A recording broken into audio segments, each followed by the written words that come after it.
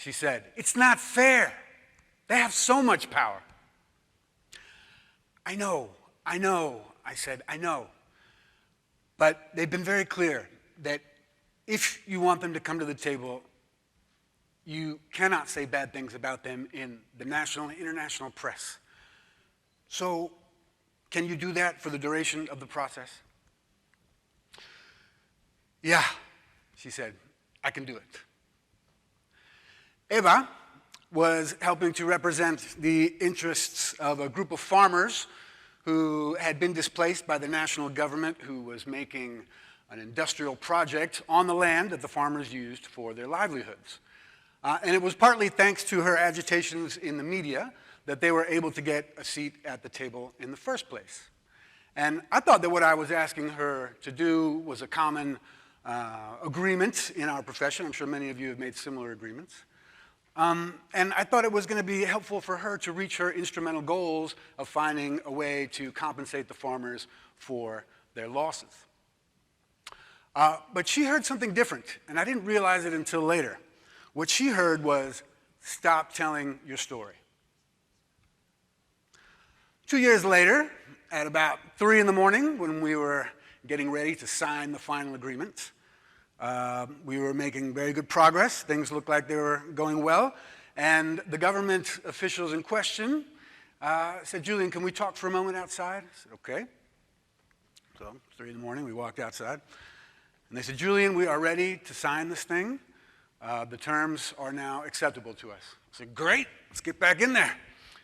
And they said, well, wait. We need to develop a confidentiality clause. We can't let this get out. We're worried about the distortions that this is going to have in the real estate market if this happens. And we're worried that other people are going to come to us and claim the same thing and use this as precedent against us. So can we put that in there? I said, well, let's go talk to the farmers, and they can tell you if you can put them in there. So we went into that room, and it was like a nuclear bomb had gone off when that proposal came out.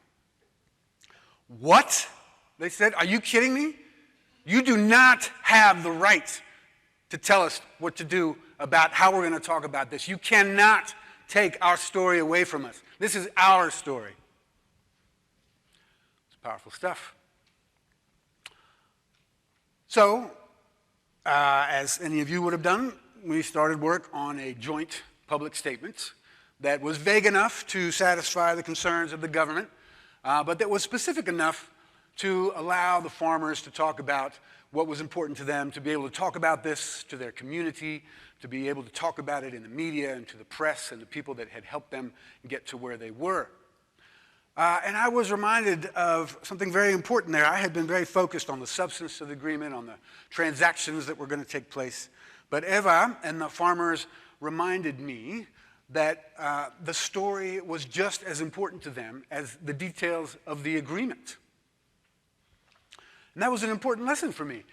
And what I realized is that the government did not realize that this story was also important for them, because the story of frustration and displacement in the face of a larger project that then ultimately caused folks to sit down and negotiate and then caused a result that was in favor of both parties was something that was beneficial to the government because it was going to allow just a little bit of satisfaction, a lowering of frustration that people could walk out and say, we got something done here. This democracy, this system is working.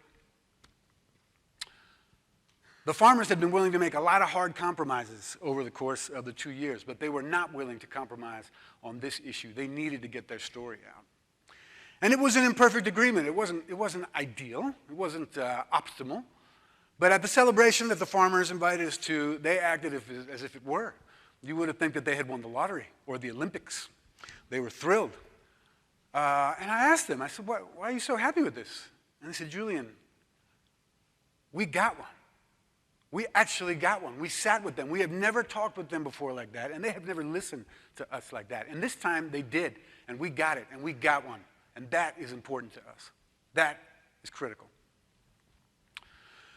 Was it justice? The theme is justice here. We did not change the system, for all you structuralists out there. We did not find a way to make sure that this would never happen again. We didn't change the forces that were driving the exclusion of these farmers from their livelihoods. But the farmers got a lot more than they were entitled to by their legal system, which gave them exactly nothing for what they had gone through. Was it right? Was it fair? I don't really know, but it was the rightest thing out there at the time for them. And as you all know, we deal in alternatives. It certainly seemed to be the best alternative there was. And I think that this phenomenon of folks being able to work through the system together and tell their stories and have their stories be listened to in a real and meaningful way is something that is important, yes, to the people who are involved, but more importantly to the system of democracy that we all rely on and assume will be the future for the world, or hope, I should say. And in Latin America, there is often frustration over the fact that the stories don't get told and are not allowed to come out and are not allowed to engage with the powers that be. And that creates frustration, and that creates polarization. And for me, and my colleague Gaston Nain, with whom I've talked a lot about this and now written about, we believe that polarization is the key dynamic that is driving the social, political, and economic forces in Latin America, and maybe here in the United States. Now, in Latin America, you might trace polarization back to colonial times. I certainly wouldn't argue with you if you did. But I think you can draw a more proximate cause to the structural reforms of the 80s and 90s when the multilateral banks of the world obligated the Latin American states to go through some severe adjustments as a result of the money that they had to lend them to bail them out of the crises of the 70s. Now, the trick here is that the costs of those transitions were perceived to be borne unequally. The poor, such as the farmers that I mentioned, were forced to bear costs that they had not asked to bear, that they had not asked for changes to come about. And so this has created this polarization dynamic, and more importantly, and perhaps more dangerously, a paralysis of the state's ability to do anything, right? And I want to show you a little bit about how this works. So there's frustration with the distribution of the costs and benefits of initiatives and projects, any number of development projects, all the basic infrastructure projects that you're all aware with, mines, roads, power, sewage, and so forth, right? And because things happen to me, I lack a sense of agency. There is no dialogue about what's happening, and I can't tell my story. My story is ignored. Over time, people get organized and they start to block projects. And so you have these competing polarized narratives of the perceived victim saying, we get steamrolled every time this happens. And those closer to the center of the development paradigm saying, well, you have these local terrorists who are stopping these projects against the interests of the nation, right? Social conflict ensues, lots of protests and informal veto power eventually lead to state paralysis. The state can't do what it needs to do to govern, and that leads to greater frustration with people. And here is the trick. Here is the really dangerous part. That frustration with the government is conflated with a frustration with the system of government. I am frustrated with democracy. This is not working.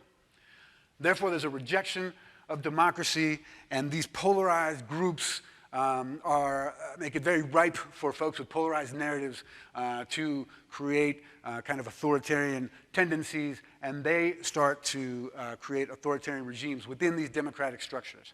That happens on the left, it happens on the right. This is not the domain of either side of the political spectrum.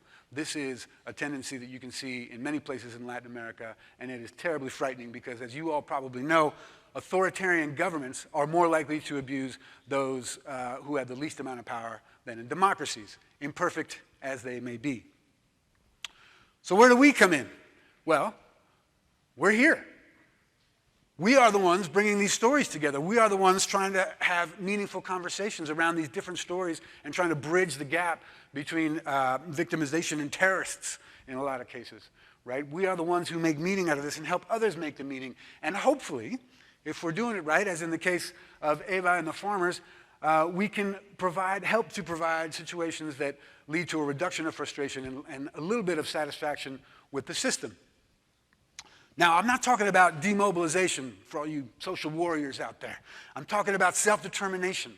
People get to choose in the end if they agree or not. But at least they have a chance to choose, and at least they have a chance to reject in a form that allows them that. I mean, this has got us written all over it. Literally, in some cases. Sorry. That was a cheap one. Anyway, more simply, here's what happens. Inequality leads to frustration, leads to polarization, state paralysis, and leads to what I call democratic fatigue and a preference for authoritarian regimes. And believe me when I say it is terrifying to see the same thing happening in the United States. I'm bicultural, I'm American, I'm Mexican.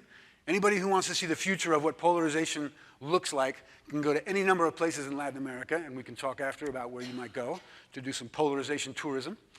Yeah, it's terrifying. It is absolutely terrifying. We have the ability to create some counterforces to polarization, and it's our job, right? Eva taught me that the story matters as much as the outcome. And I think partly that's because she got a sense of procedural justice from being able to tell her story in a forum that mattered. And I know that many of you, if not all of you, are doing that on a day-to-day basis.